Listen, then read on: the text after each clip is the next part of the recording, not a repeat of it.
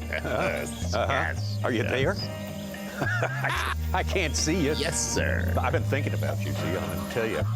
Because of the time of year it Thinking is. about you, Fred. Well, yeah. You know that time of year when, in your part of the country, it's maybe the last week or two in October, and you wake up one week and it's all week the sun is just gone. It's leaden skies, raining sideways. It's barely over freezing when you wake up. Doesn't get over 41 degrees during the. You know how you get depressed when that week comes along where you live? I do. Yeah, I do. That's what I'm going through now. Our version of it down here, that second week in June or whatever, when the real Gulf moisture and the real heat starts sinking in, and you know you got 5 months. 5 months before you get out of this. It's horrible. Tommy, I miss you. I miss studio. I don't miss walking out of studio and being cracked in the chops with that moisture. Let me paint a picture for you. Yeah. I went on a 3-mile walk this morning. I walked out and it was 47 degrees, sunny with 0 wind. Oh, yes. Lovely. See, I'd give anything. But people Now listen, like you we are more paid likely for to it. move south than people like me are to move north. I don't know why that works that way. We paid for it the last 5 months. I can promise that. I know you did. Well, let's do it. How are you? Good to see you there, friend. And Yes. Hey, we got some stuff cooking today. And part of what we have going today is an homage, a hats off to our friend, our great friend, the master of the podcast, as far as I'm concerned, Dave Mercer. And one particular podcast, which you pointed out, and I went back and listened to it, and this one needs to be highlighted and amplified. Yeah, shocker that we're actually going to talk about yet again, because that evil technology of forward-facing sonar seems to never go away. Make it But stop. that podcast, we're definitely going to talk about that, and the guest that was on there. I was fortunate enough to speak with that guest, being Dakota Ebare, right before he did that podcast, and it was almost like he was slightly interviewing me for a little bit. So we'll get into that. But again, like you said, a hats off to Dave Mercer, because that was a heck of a podcast, and many points were made. Many points were made, and made so well by the aforementioned Mr. Ebare. I mean, he is. Where did he come? Where he come from? He's just incredible. Yeah, where he come from? Yeah. It's just a really smart, sharp cookie, this guy right here, and I think his words need to get out there, and we will, as I say, we'll amplify that during the course of today. And being this is a special edition. We did one really post Sabine. We're gonna attack today Angler of the Year and handicap also the top 10 that we think by the end of the final event, which I believe is the Mississippi River. Yeah. Tommy, I'm shaky about where I'm going to go with that today, because I've argued with McInnes, wanted me to send my list of how I feel the top 10 are going to end up at the end of the season. And I have a vibe that some of the viewers of the TnZ podcast they already say that we suck, but I've got a feeling I'm really going to suck after this one. Exactly. Right. Yeah. And we're of course plagued by self-doubt, so that doesn't help either. Which I'm exactly the same way on that. But we're gonna take a crack at it anyhow. But why don't we get some of the important business out of the way before we get down to all of that, Z? And I know you've got something spatial to show for us today. Tommy, I'm going to start with one real quick, and then I'm going to call for a picture from something from last week. I teed it up a little bit on the last TnZ podcast. One of the biggest techniques, big smallmouth techniques, is a siren caffeine shad, right? Fluke style bait. The beauty of that caffeine shad that we've learned covering Bassmaster Live works phenomenal on largemouth in herring lakes. Lakes like Hartwell. Really? Lakes like Murray. Yes. And the interesting thing, Tommy, I ran into the abyss last week after McInnes was up here. Here's the rough story of that. Poor McInnes had to schedule the days early. His daughter Elena had to take off work, and usually when you have to schedule so far out, you're going to get cracked in the face with weather. Yeah. Oh, they did, Tommy. 50-mile-per-hour winds, but PBs were caught, my friend. Why don't we show a picture of Elena McInnes real quick? Yeah, what I saw this is picture going on here? What? I mean, that's a Bassmaster Lunker of the Month club. That's an AI photo or something. That looks totally fake. It looks totally fake. And what's funny is, here's what I can tell you. It blew 40 to, I'm not kidding, it blew 40 to 50 miles per hour the first morning. The next morning, it was typical Michigan weather, raining, and it was 43 degrees. Sun cleared, everything cleared up. And here's what I can tell you. Elena McInnes is the real deal. She's not down with forward-facing sonar. Mike was getting a trailer, and she gave me her opinion. She is not cool. She is not cool with, I'm joking when I say that. But if you want to catch big smallmouth, number one, the color siren. The other thing about it is the beauty of that caffeine shad, you can launch it. And Tommy, I forgot to say this. Congrats to my guy, Roll Tide, Dax Ewart, for winning our last TnZ podcast. Zona, bladed jig, rod and reel, a whole bunch of tackle. It's on the way to him because I've been behind the 8-ball taking the boss man and his daughter fishing. So I'm just going to blame it on Karen. I'll blame it all on Karen. All right. Let's go. Yeah. So it's coming, though. It's headed his way at some point. Is there going to be such an opportunity today for some attentive listener to cash in, or are we going to give that a rest? Yes. Because this is a special edition. Tommy, here's what, I'm going to send somebody, but we're going to do something a little bit different, oh boy, is what I'd like to do. I'd like our viewers of this to go onto my Instagram or go onto my Facebook right when this drops, and we'll pick one random winner. Just pick the winner of Lake Tenkiller. Okay. If you get it right, I'll randomly pick you. If nobody gets it right, Tommy, if nobody gets it right, oh boy, I'm going to send it to you. I'm going to send it to you. Yes. Yes. Exactly. All right. Dang right. Yes. That's the best contest ever, right? Yeah. I'll suggest some winners for everybody at the end of the show so they can pick up and send them in. So all right, good stuff. I appreciate that. And the caffeine shad appreciates it too. So sink or swim is what we have titled our first little segment here. What does that mean? Well, basically, that was Dakota Ebare's message on the Mercer podcast. Either get with the times, get with the technology, or sink.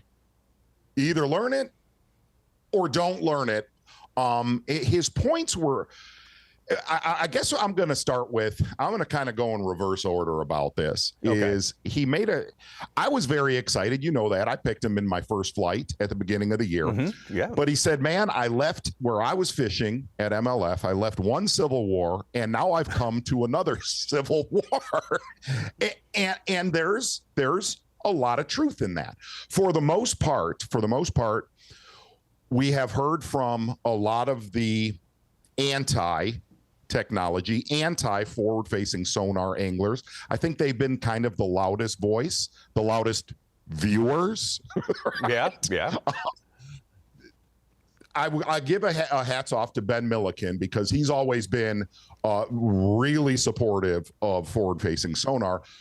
But Dakota came with some ammo on this, and what was I guess first and foremost was, he said, man, we need to stop shooting ourselves in the foot as a sport and constantly fighting and tearing down any kind of progress. And I really respected that because that has gone on for a long time. But it seems to be kind of peaking right now. If you ask half the people that watch it, you'll say, well, what days are we? We're in the worst time ever for the sport of fishing. Which is not true. I agree with you. Which is not true. That's what they'll say. That's what they'll tell you.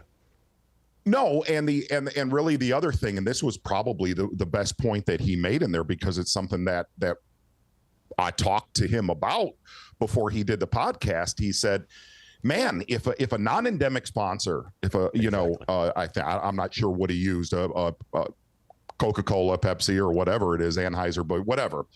He said, man, if they're looking at this sport right now, they could not run fast enough away because of all of the nonstop. I'm not going to use the exact word that should be used. Nonstop complaining and arguing, complaining, and it doesn't matter what it's been nonstop. And again, let me say this. I want to preface this. I understand the anti-forward facing sonar anglers and where they're at. I don't disagree with a lot of the points that they make. I didn't disagree with a lot of Dakota's, but the other side is it's not that bad. The fishing industry doing pretty good. And the other big thing about that is there was I'm going to bring something up which a lot of the younger, probably professional anglers, a lot of the viewers might not know. Some of them will. There was so much arguing and complaining back when that company that I brought up, I believe it was Busch Beer. Okay. There was a sticker, a logo that was going to go onto the boats. All of the boats would have that sticker. And there was so much complaining by a small group of anglers. Okay. That was a moment in our sport 20 years ago, a moment in our sport where one of the biggest non-endemic companies was looking to jump in with both feet. They got so sick of hearing it, they left. And here we are. We are without a company like that. Absolutely. That point. Yeah.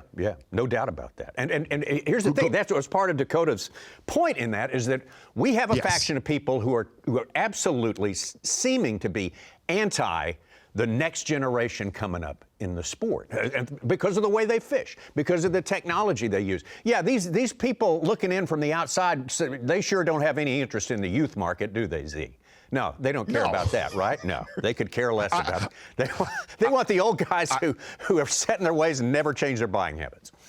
I'm pretty sure that Aaron Rodgers didn't care about Jordan Love and Tom Brady didn't like Jimmy Garoppolo's, right? But here, again, I see that. And I understand that, man. We have done this a certain way where here's what the underlying tone has been, that the young anglers are not versatile enough to be performing the way they're performing. That was the main reason. The umbrella rig went away. A lot of the older anglers said, no, this is making a young angler compete at a very high level instantly. Right. This is a very similar situation. Now with that, okay, now I'm gonna also play devil's advocate to where I'm on the side of anti-forward facing. And I don't know where I fall on it. From a commentating standpoint, and you and I've talked about this on Bassmaster Live, it is a very boring technique to watch. And what's even more boring is if you have, and I'm sad to say this, a young angler that is just mumbling with marbles in his mouth and giving you nothingville. Right. Now I'm going to devil's advocate that. Okay. You are a big golf fan. Okay. Yeah.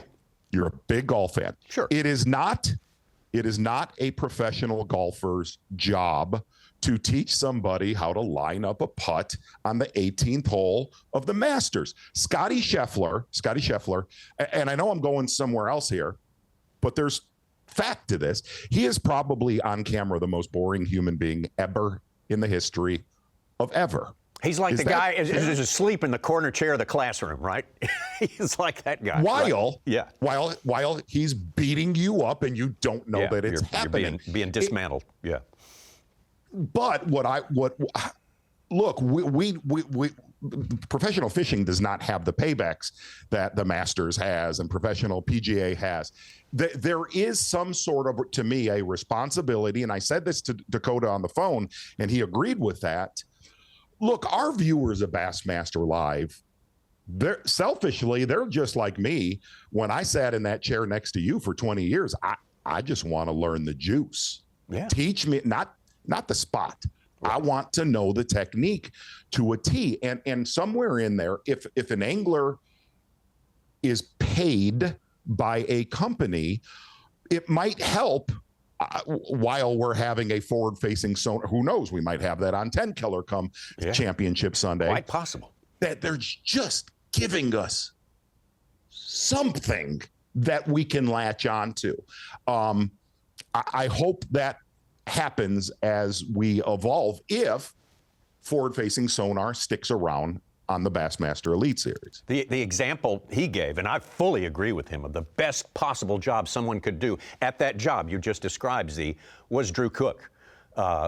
When he was fishing on the bank, everyone else was offshore, and he did such a fantastic job of walking us through every little nuance. Phenomenal. And it was just that. I mean, watching somebody sight fish, Dakota was right, it can be crashingly boring, but he made it unbelievably engaging, and that should be the example. That's what everyone should look to who wants to become better at representing and teaching what's going on and getting people involved. That was a great example. It's funny, when I was with McInnes, I brought that exact example up before this podcast with Mercer, and Dakota even came out. I said, man, Drew Cook brought it in a traditionally very, very boring situation.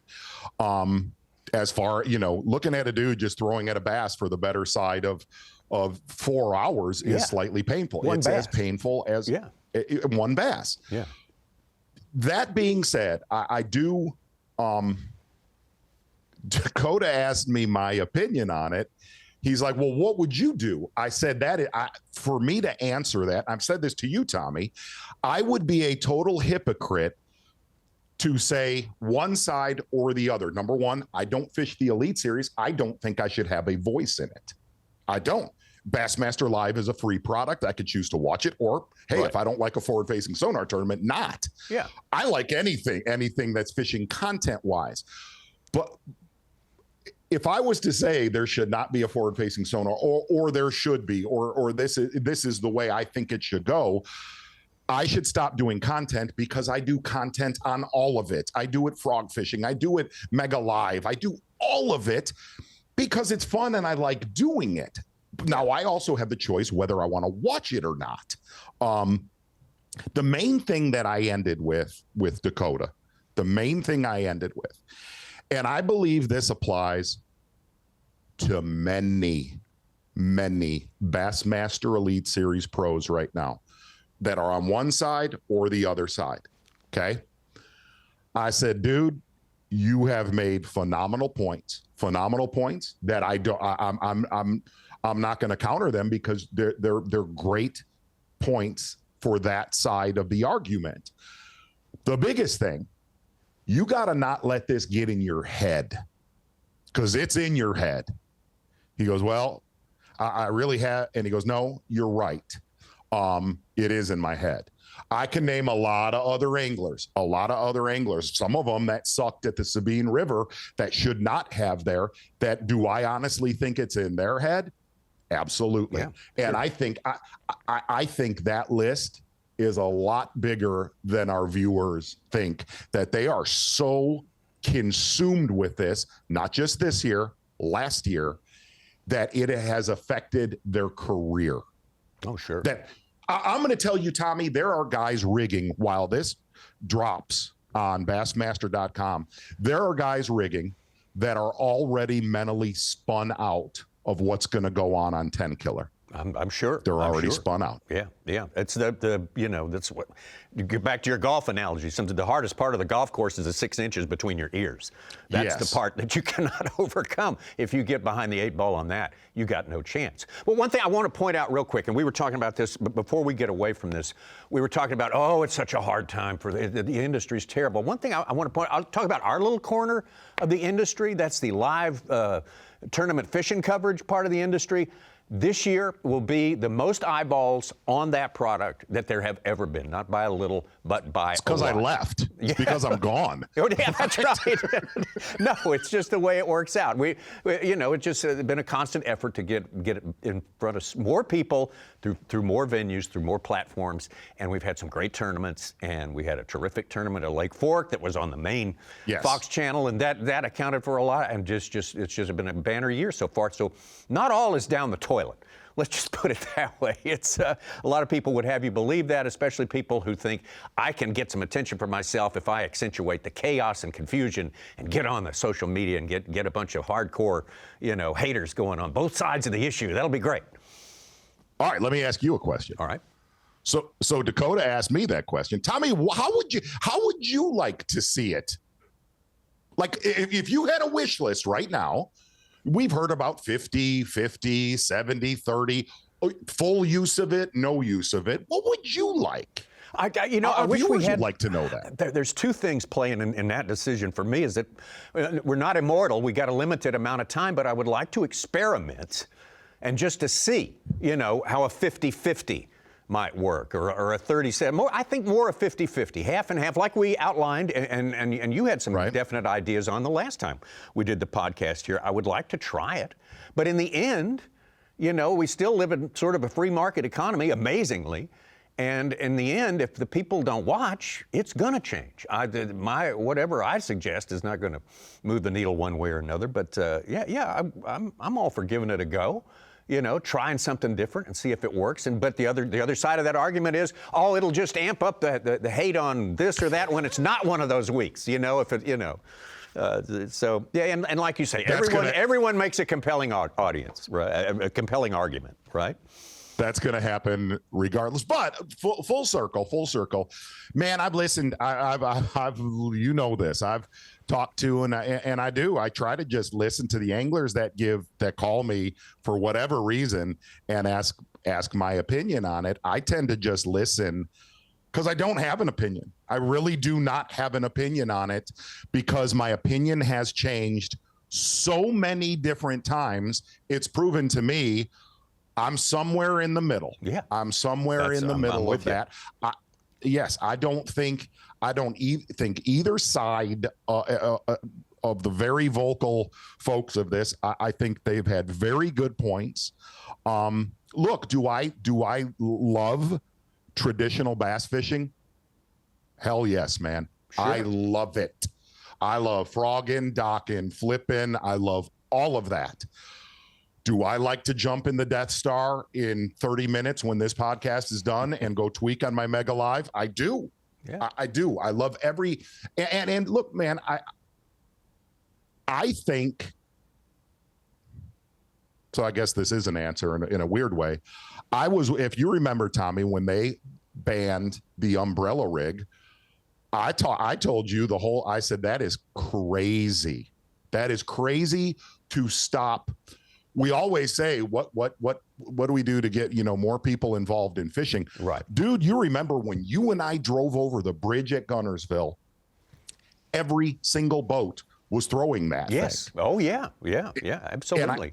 And I heard Dakota actually use that as an example of how conditioned the fish are to an umbrella rig now. Dude, you can go out up here and tape a smallmouth show. If there's 22 minutes of content, I could tape a smallmouth show in 8 minutes. You'd catch them 4 a cast. Yeah. Ron Moore caught 4 on one cast. So I do think that Mother Nature teaches her young to get conditioned to things. You can't go out and do that anymore. I do think if forward-facing sonar sticks around, which I think it's going to in some way, shape, or form, Mother Nature will teach her kids to start behaving differently. I believe that. We'll see. But you know what the argument is going to be on the other side of that? Someone's going to say, well, you can still catch them on a rattle trap on Gunnersville. But that doesn't negate the argument. It never ends. There are great points on both sides, and yes. It's not for us to decide who the bad guys and the good guys are. Mercer said, you'll love this, in a text to me. He said right after they got done, and I had a pretty good vibe. I mean, I literally was talking to Dakota 3 minutes before he was getting ready to do that podcast, and I might have thrown some gas on it just to get him a little fired up, not a little you. spicy. No, it's not hard. Dakota, hey, listen, here's what I learned about Dakota. He's not the tallest fella in the world, but there's a little fire going on in there. Hey, he is. What do they call that, Wes Logan? The little ball of rage? Yeah, the little ball of hate or whatever. Yeah. Listen, Dakota Ebare right now, he is the little ball of pain. But the one thing I can say, the dude made great points. And Mercer had one thing in his text to me. He said, every young angler that's a shiner is going to love Dakota, and anybody 44 years or older will hate Dakota. I disagree. I think he was compelling in all ways. He probably won over some people, as a matter of fact. That. Yeah, he is. Yes. He's an exceptionally bright person and well-spoken, extremely, and super energetic, which helps punch the delivery through like that. How about some Strike King? Some more Strike King? Do we have time for that? Yeah. Tommy, and here's what I did basically this time of year. What I did is I start transitioning up here. I start to leave the smallmouth world, bud. I start to get more into largemouth world. Fish are on beds. They're starting to get post-spawny. And I start to go more largemouth, and I'm going with something my buddy Todd Castledine down at Sam Rayburn, Strike King Poppin' Perch. Strike King Poppin' Perch, okay? Actually, you know what? I'm gonna just rip this thing out. This right here, many Zona shows this time of year, when they get post-spawny, that is a big bass morsel. The beautiful thing about this, Tommy, compared to a standard frog, where you got to trim the legs and do stuff like this, you're going to get out of a Strike King Poppin' Perch, you're going to get that beautiful walking the dog action without tweaking the bait. Strike King Poppin' Perch walks like the dog and catches the big dogs. Strike King Poppin' Perch. I'll remember that. That music is so ominous for no given reason. It's terrifying. It's terrifying. I feel like Hannibal Lecter's going to come out at any second. Yeah. The Federation is about to land on your planet, is what it sounds like there. It's pretty bad. No, it's really actually, it's engrossing. Okay. We got 3 events left. We got Tenkiller. We got St. Clair. Yes. Tenkiller is going to start just a couple of days from when we sit here and do this show. Minutes. And we wrap it up at La Crosse, Wisconsin, on the upper Mississippi River. Let's run those down. Let's talk about Tenkiller, smallest place by far that we will fish all year, just less than 13,000, although maybe a little more now because they're still getting rain up there. They've been dumping water like crazy. The Arkansas River is just full of Tenkiller water that they have dumped in the last month, and it's still raining up there, and it's going to rain probably today, tomorrow, and the next day as well. What is that going to do to things up there, and who does that favor? Well, I had to go to the well on this, actually. Got to talk with our guy, friend of the program, Jason Christie. And granted, look, I believe you picked Corey Johnston to win this tournament. I actually picked Dakota Ebare now that he was a big part of today's show. Jason Christie, I've been able actually to fish with him at Tenkiller. He knows every inch of it, Tommy, shallow. He knows every inch deep. There is 6 foot of water in the bushes, which is going to set up a battle of worlds in this. We're late enough in the year where even though there's that much water in the system, that you got 6 foot of water in bushes, there is going to be a collision throughout this event of shallow guys and deep water anglers. And here's the other amazing thing. I've done this with Jason there. Those smallmouth aren't scared to live in those bushes either. This will be, in my opinion, are you going to see giant weights, 22, 25 pounds every day? And you're not gonna. I think you're going to see very, very similar weights that we got to see at Hartwell. Okay. A big bag is going to be that 17 to 18 pounds. I think it'll be the most compelling tournament of the Elite Series season. Really? This week. My goodness. Yes. Okay. And here's why I say that, Tommy. You've got the offshore thing that's playing. You've got the shallow water deal that's flooded brush. The water is dropping right now as we sit here, but more rain is coming. Yeah. So the perfect storm is really setting up for shallow water guys. But there is a population of bass that lives offshore in this lake that you're going to have to compete with, eerily similar to Hartwell. Next tournament we'd be looking at is going to be old favorite, Lake St. Clair. I might be boots on the ground at that. I talked to Mike McKinnis about that. Good. Going to go up there. Yeah, we're going to do some of those classes, some of those shops, talk with the kids a little bit. Yeah, okay. Hey, the only thing that I'm interested in that tournament is, can somebody... the last time we were there, it was dominated in Anchor Bay. Oh, totally. And Tommy, it's been that way since y'all left. Oh yeah, yeah. I mean, the Open last year, totally Anchor Bay. It was just totally, yeah. Just unbelievable. And what I don't understand is all the tournaments that we've covered there, all the tournaments that my buddies fish, and when I go goof around up there, Anchor Bay, yeah, it's been a player. It's been a player, but never domination, where 9 out of 10 guys are fishing in there. Well, that's the way it's been. And until we see something different, might be the way it plays again. Biggest reason why those fish have been built differently in Anchor Bay per numbers, they've been built differently than a lot of the lake fish. A lot of the lake fish are 19 inches long and weigh about 3.5 pounds. Those fish in Anchor Bay are that solid 4 to 4.5 pounds. From there, final tournament of the year. Yet again, one of our favorites, the Mississippi River, just because of the diversity. Here's the great thing. And I was trying to gauge my top 10 for the end of the year. We've got 2 shallow water tournaments in their Tenkiller and the Mississippi River.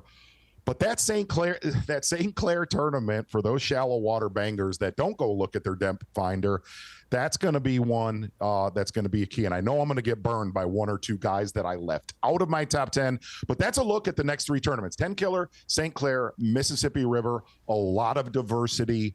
Should be 3 really fun tournaments. I got one question about the Mississippi River. Are you a fool to leave Pool 8 on the Mississippi River? We've seen so many old pros through the years make that ploy and get locked out. I mean, yes. or just don't catch anything. I mean, is it? It just seems like every time we've been there, you got 1 or 2 days to be a hero outside of Pool 8, and then it's a no-go. It's a no-go. As far as, boy, if you're a young angler that's never been there, and we're going to have quite a few rookies that don't have a lot of experience there, history would tell you where we put in at, you stay. You don't leave. Yeah. Because by Championship Sunday, 9 out of 10 are going to be in the pool we put in at La Crosse. All right. We still to come. We're going to look at, I think you called it the head of the snake. Z, we're going to talk about the top 10, the top 10 right now, and how that's going to shake out between now and the end of the year. Let's look at our current top 10 in Progressive Bassmaster Angler of the Year points. And there he is, Jay Shakurat, on top. He's got a pretty decent lead, not big, not prohibitive at all, ahead of Chris Johnston. Kyoya Fujita is very close behind him. Trey McKinney close behind Will Davis Jr., Patrick Walters, Bill Lowen, Shane LeHue, Takumi Ito, and Bryant Smith in that top 10. And I guess I can say we're going to shake that up a little bit when we get back from our quick pause, our pause for some Strike King, right? Exactly, Tommy. And I'm going to start right now. This time of year, everybody knows little hand-poured worm on a drop shot right there. Strike King filler worm. Yeah. Strike King filler worm. This time of year, whether it's a bold bluegill style color, whether it's a morning dawn, the reason it's called, Tommy, a filler worm. And again, hey friends, you might win this. If nobody picks the winner on my social media, this might be coming to you. So you can ease on over. What's it called in Conway? Beaver Fork? Beaver Fork, that's right. Yeah, Beaver Fork Lake. Slide on over there with a filler worm, Tommy. Yeah, fish that old road bed that runs all the way across there. and try not to fall in.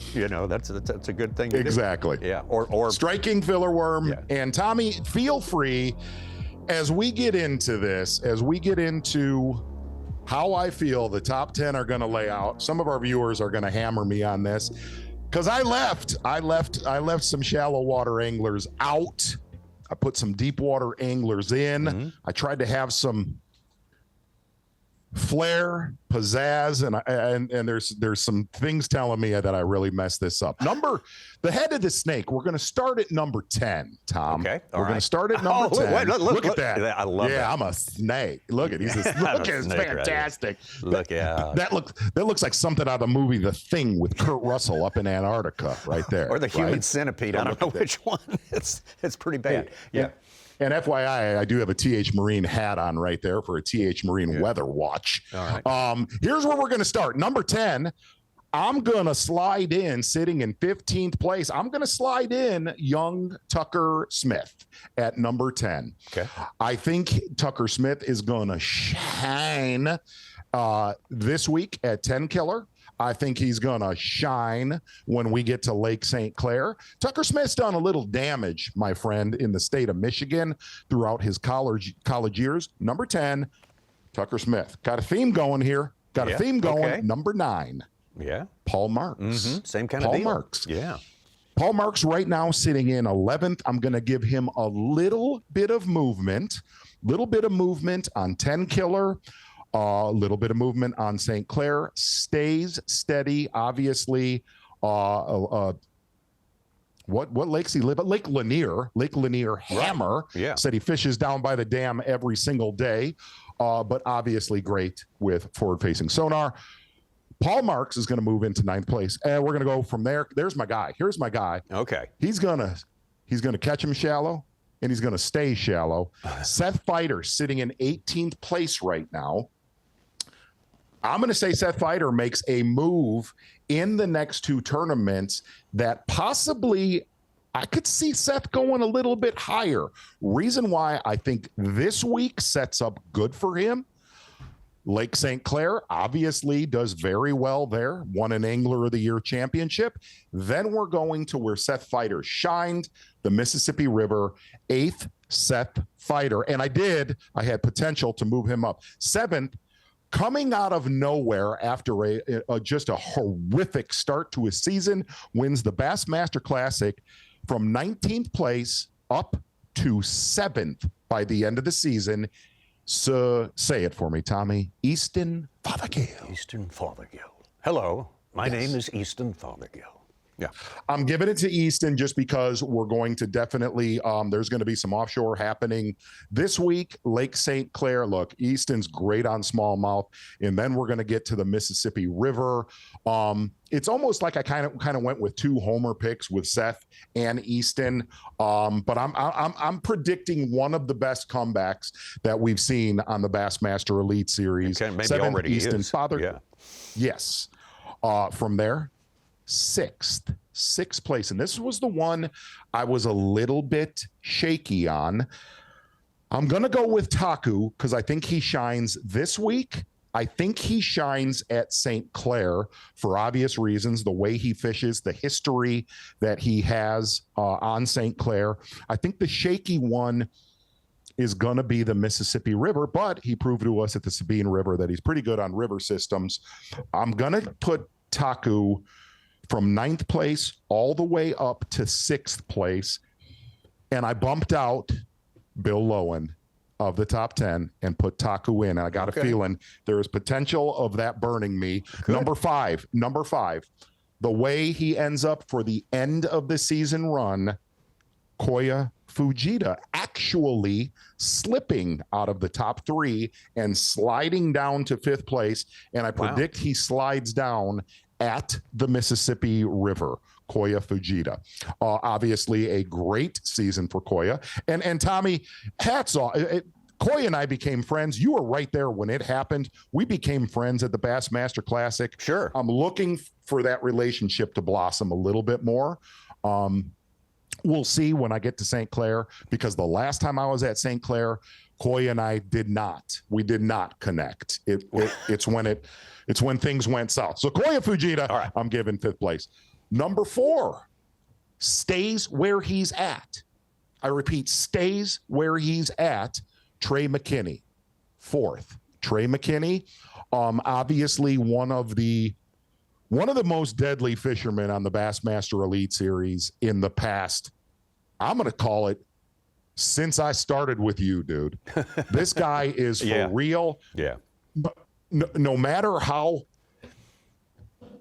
catastrophically weird his first year on the Elite Series went, we've talked about it. He almost won last year, almost won the Bassmaster Classic. Close, and I'm going to throw up again another top 5 Angler of the Year finish, Trey McKinney. Sure.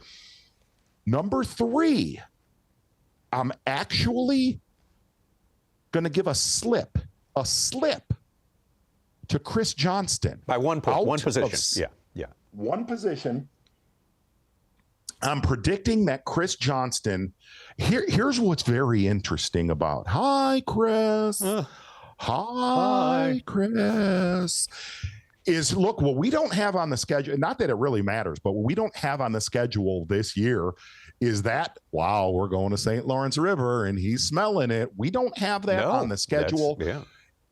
Even though he performed like a champ the last time we were at the Mississippi River.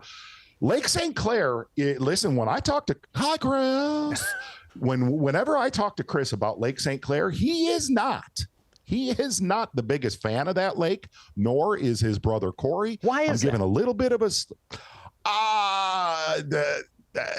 it's featureless, flat, and everybody in the top 10 fishes in the same area, those two included. They'll know where it's going on. They just don't have they don't have that knowledge on St. Clair. I fished with Corey a lot there. It's the term that's always used at St. Clair, Tommy, is very random. It's flat and random, and I don't think Chris likes that. So anyway, number 2, up from 6th place. Well, that's a big move. Patty Walters. I feel like, man, I said this to you at the beginning of the year, Tommy. Patty Walters is no longer young Patty Walters. No, he's the old guard now. Yeah, he's the old guard, and you. Man, I thought we would have seen an Angler of the Year title from Patrick Walters. I thought we would see a Bassmaster Classic title. We've seen titles. We have seen versatility, always in the top 20 in Angler of the Year, but has not put one of those big titles away yet. I'm going with a big move, and I think it will end up close. Patrick Walters, number 1. He's been number 1. He stays number 1 with the lakes that we have on the schedule. I think it's undeniable. Jay Shakurit seals the Angler of the Year for 2025. Dude, what can you say about Jay Shakurit? I looked for, I think you know this probably. First, what is that? That's polka music. I'm sorry. I thought that was Mardi Gras music. Drink it. Come on, everybody. I thought it was Mardi Gras music. My fault. So here's what we've learned about Jay Shakurit. And I've heard you say this on Bassmaster Live. The dude catches them everywhere. Man, if he gets through Tenkiller, Tommy, if he gets through Tenkiller and does not have a mechanical situation for some unforeseen situation on the water, I give Jay Shakurit Angler of the Year. And what can you say, man? The dude has had an incredible season. Tommy, here's where I feel I failed. Okay. I dropped Bill Lowen. I dropped Will Davis out of my top 10, and somewhere in there, I feel like John Cox is going to be sniffing in the top 10 by the end of the year. My self-indicted failure is Bill Lowen, Will Davis, John Cox. I would like to revisit this, though, after the final event to see how much I sucked. I don't know why we just don't do it again after the next event. We probably will. Why not? I assume we will. Okay. Well, they've asked me to respond to that, and I've got a peep at your list, and I didn't make any changes. To be fair, I kept the same people. I dropped the same people you did, just to have a fair comparison. So we'll go with my top 10 here, and Yeah. Oh, yeah. He's telling me to hurry it up. Okay, that's how much they enjoy my opinion. Here we go. Okay, the 10 through 8, Paul, Mark, Seth, and Tucker. I just switched that up a little bit based on kind of momentum. My whole list is kind of based on momentum at the end of the season. You had Easton Fothergill in 7th place. I moved Easton Fothergill all the way up to 4th place, just based on the strength. It's going to be very hard. It'd be impossible for him to get up almost that hard, but it could. I somehow see it could be done. I got Taku in 4th place. I got Chris Johnston moving down. I had the same vibe with him and St. Clair that you did. I have him in 5th place. All right. Oh, now they're put. Okay, now that we got Tucker Smith. Okay, Fighter, Marks, Tucker Smith. All right, let's see. Let's watch it read itself. Come on now. Let's give us number 7, Taku Ito. Yeah, we mentioned Taku. Great last week or last tournament there. Down at the Sabine, he's got momentum. Chris Johnston, like you, I don't really see. And let me give you something on Chris Johnston. Yeah. He. What I've noticed is he's a little bit of a TnZ grudge holder, so he's going to be pissed at me and you after this airs. All right. Well, we'll have to deal with that as best we can. Let's go. Patrick Walters. I didn't have him moving up as far as you did. I have him in 5th place, which I think he might have been close to that to begin with there. Patrick Walters in 5th place.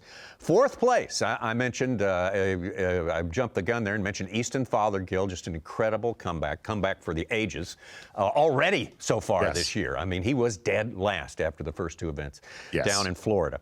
3rd place, that is where I've got Trey McKinney. I think that's pretty close to where you had him. You had him 4th. I had him 3rd. I had Kyoya. Kyoya Fujita, his last 2 tournaments have just been staggeringly good. He didn't win either one of them, but he was second in both, second maybe in 3rd. And, in all sorts of different conditions, his versatility has really come to the forefront. I see Kyoya. I don't see anything slowing him down for the rest of the season. Mississippi River, not. We'll just see. We'll just find out about that. And, of course, Jay Shakurit, for the same reasons you had him on top. And the ones I left out, of course, the 2 you mentioned, we hate to leave those out. Corey Johnston, I hate not having him in there. And Brian New deserves a little bit of recognition. He has really engineered a great season here. He had one bad event in his home state of North Carolina, and everything else has just been sparkling for Brian New. I think his name bears a little mentioning here. I don't think there's any way he's going to make it up into the top 5 or anything like that.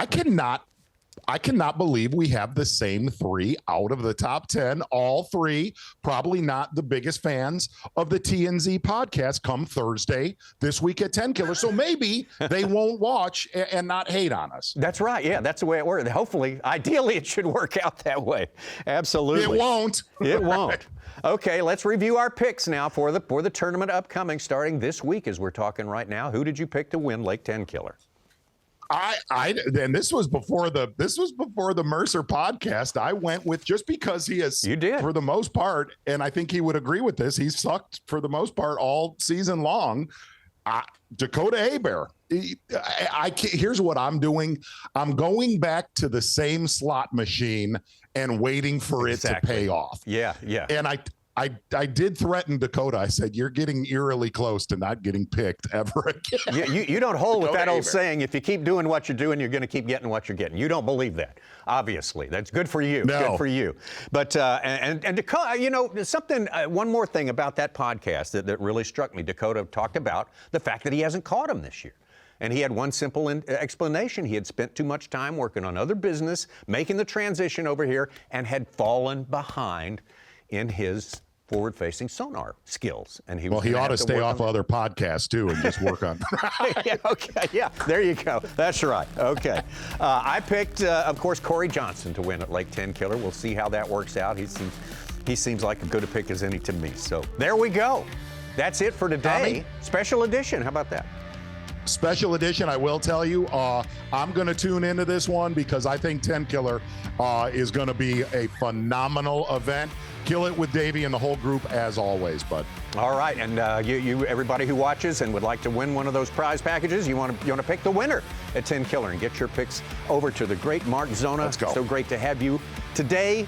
Sort of feeling like you're in the studio with me where it's very, very hot. The air conditioning's not working, and we're going to step out into another cooler place as it stands right now. Thanks for joining.